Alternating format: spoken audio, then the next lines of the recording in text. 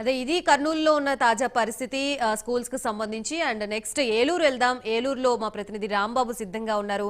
రాంబాబు చెప్పండి, గత విద్యా సంవత్సరంతో పోల్చుకుంటే ఈ విద్యా సంవత్సరానికి ఫీజెస్ లో ఎటువంటి మార్పులు వచ్చాయి, అలాగే ఫీజుల్లో మార్పులు ఏ విధంగా వస్తున్నాయి అనేది కూడా మనం చూస్తూ ఉన్నాము. దానికి తగ్గట్టుగా స్కూల్స్ యాజమాన్యం స్టాండర్డ్స్ అనేవి అదే విధంగా మెయింటైన్ చేస్తున్న పరిస్థితి ఏలూరులో ఉందా? ప్రస్తుతం అక్కడ ఉన్న స్కూల్స్ సిచ్యువేషన్ ఎలా ఉంది?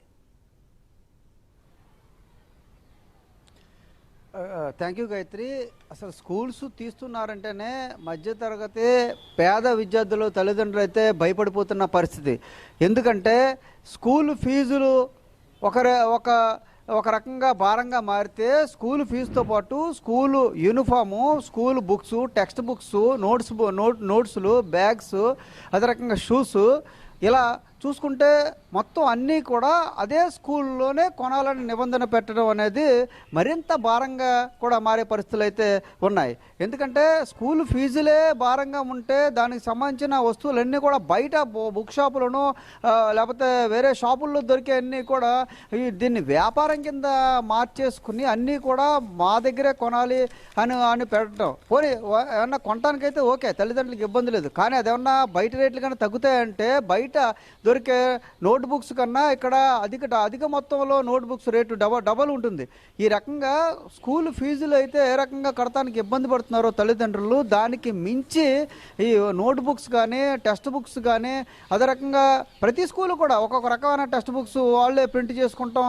అదే రకంగా నోట్స్లు కూడా అంతే, నోట్స్లు కానీ యూనిఫామ్స్ కానీ అన్నీ కూడా బ్యాగ్స్ కానీ షూ కానీ అన్నీ వాళ్ళే అమ్ముతాం అనేది ఒక రకంగా చట్టరీత్యా నేరంగా కూడా చెప్పుకోవచ్చు. విద్యా హక్కు చట్టాన్ని అయితే ప్రైవేట్ స్కూల్స్, కార్పొరేట్ స్కూల్స్ అన్నీ కూడా తొంగలో తొక్కుతున్నాయని కూడా మనం చెప్పుకోవచ్చు. దీనిపైన విద్యార్థి సంఘాలు అదే రకంగా సమాజంలో పేరెంట్స్, తల్లిదండ్రులు అందరూ ఎన్ని గగ్గోలు పెడుతున్నప్పుడు కూడా పైనుంచి ప్రభుత్వం నుంచి కూడా ఈ ప్రైవేట్ స్కూల్ యాజమాన్యాలకు, కార్పొరేట్ స్కూల్ యాజమాన్యాల ఒత్తిళ్లకు తలగుతున్న పరిస్థితులు అయితే ఉంది ప్రభుత్వాలే. అదే రకంగా అధికారులు అయితే పూర్తి స్థాయిలో వారు ఏది చెబితే అదే తప్ప వారి మీద చర్యలు తీసుకున్న పరిస్థితి లేవు.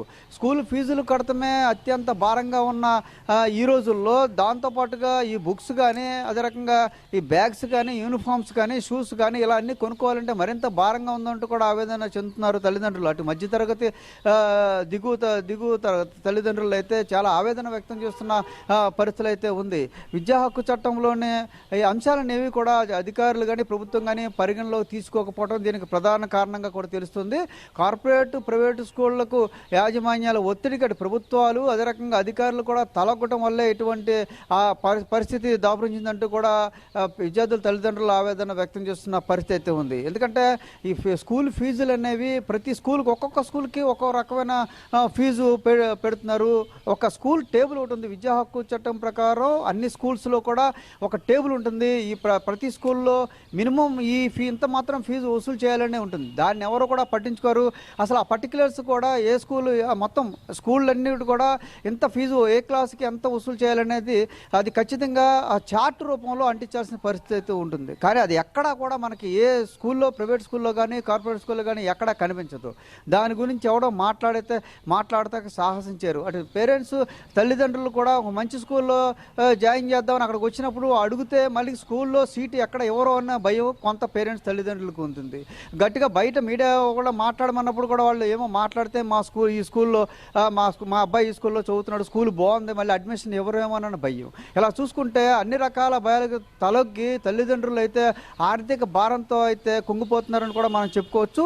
స్కూల్స్లో కూడా ఇటు ప్రతి జిల్లాకు కూడా జిల్లా విద్యాశాఖ అధికారి ఉంటారు. విద్యాశాఖ అధికారి కూడా పేరుకు మాత్రం చెబుతాడు, అందరి దగ్గర అన్ని స్కూల్లో ఒకే రకం ఫీజులు ఉంటాయని ఆయన మాత్రం చెబుతాడు. అంతవరకే కానీ ఏ స్కూలు, ఏ ప్రైవేట్ స్కూలు, కార్పొరేట్ స్కూలు కూడా వాళ్ళ మాటలు పట్టించుకోదు. వాళ్ళు అలా జరుగుతున్నప్పుడు తెలిసినా సరే వీళ్ళు కూడా సీరియస్గా దాన్ని తీసుకోరు. ఎందుకంటే ప్రైవేట్, కార్పొరేట్ స్కూళ్ళు ప్రభుత్వాల మీదే ఒత్తిడి తెచ్చిన పరిస్థితుల్లో అధికారులుగా మాది ఎంత అవసరం అయితే మీరు ట్రాన్స్ఫర్ అయిపోతాం, ఇంకో ప్లేస్కి వెళ్తాం తప్ప వీళ్ళనే ఖచ్చితంగా రూల్స్ పాటించాలని గట్టిగా చెప్పలేని పరిస్థితి మాకు ఉందంటూ కూడా వాళ్ళు లోపాయి గారుగా డిఈఓలు కూడా చెప్తున్న పరిస్థితి. ఇలా చూసుకుంటే విద్యా వ్యవస్థ అనేది పెద్ద వ్యాపారంలాగా తయారైపోయింది. ప్రజెంట్ ఉన్న సమాజంలో ఉన్న వ్యాపారాల్లో విద్యా వ్యాపారం అనేది మాత్రం అత్యంత కీలకంగా ఉండటంతో అటు ప్రైవేటు, కార్పొరేట్ స్కూళ్ళు దందాలు అలా కొనసాగుతూనే ఉన్నాయి. ప్రైవేటు, కార్పొరేట్ స్కూళ్ళు దందాలు కొనసాగిస్తూ అటు ప్రభుత్వాలే లొంగ తీసుకున్న పరిస్థితుల్లో ఉన్న నేపథ్యంలో అటు తల్లిదండ్రులు కూడా పూర్తిగా మాట్లాడలేని పరిస్థితి.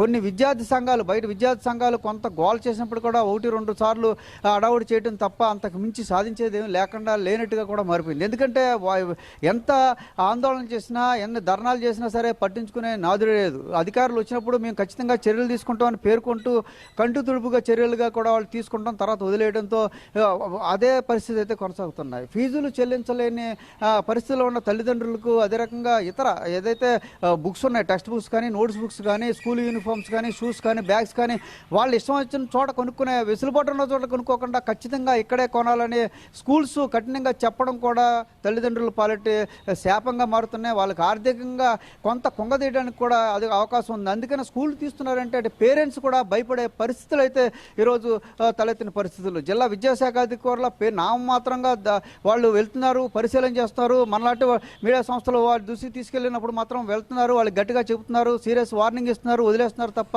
చర్యలు అయితే ఎక్కడా కానరావటం లేదు. దీనికంతా కారణం ఒకటి ప్రైవేటు కార్పొరేట్ విద్యా సంస్థలు ఏదైతే ప్రభుత్వాలను ఎప్పుడో లొంగ తీసుకునే పరిస్థితులు ఉన్నాయో అటు అధికారులు కూడా ఏమి చేయలేమంటూ వాళ్ళు కూడా చేతులు ఎత్తేసిన పరిస్థితులు. ఈ వ్యవస్థ మారినప్పుడు, విద్యా వ్యవస్థ సక్రమంగా మారినప్పుడే ఖచ్చితంగా విద్యార్థుల తల్లిదండ్రులు కూడా కొంత ప్రశాంతంగా ఉండగలుగుతారు, విద్యార్థులు కూడా ప్రశాంతంగా చదువు కొనసాగించే పరిస్థితి ఉంది. ముందు కొంత ఫీజులు కట్టి జాయిన్ అయినప్పుడు కూడా వెంటనే కట్టకపోతే విద్యార్థులను కూడా స్కూల్లో నిలబెట్టడం, స్కూల్ నుంచి బయటికి పంపించేయటం, లేకపోతే పరీక్షల సమయంలో వాళ్ళు హాల్ టికెట్ ఆపేస్తారని బెదిరింపులకు పాటుపడటువంటి చర్యలు అటు ప్రైవేటు కార్పొరేట్ సంస్థలు చేస్తున్నాయి. ఇప్పటికైనా సరే ప్రభుత్వాలు సక్రమంగా ఆలోచించి ప్రభుత్వం ఖచ్చితంగా కఠిన నిర్ణయాలు తీసుకుని స్కూల్ పట్ల ఒక సామాన్యుడు మధ్యతరగతి దిగువ తరగతి తల్లిదండ్రులకు ఇబ్బంది లేకుండా ఉండేటట్టుగా స్కూల్ ఫీజులు ఉండాలి. అదే రకంగా ఇక టెక్స్ట్ బుక్స్ చూసుకుంటే ప్రతి స్కూల్కి ఒక టెక్స్ట్ బుక్స్ కాకుండా అన్నీ కూడా న్యూట్రలైజ్డ్గా చేసి మినిమం రేట్లు విధించాలి. టెక్స్ట్ బుక్స్, నోట్ బుక్స్ అన్నీ కూడా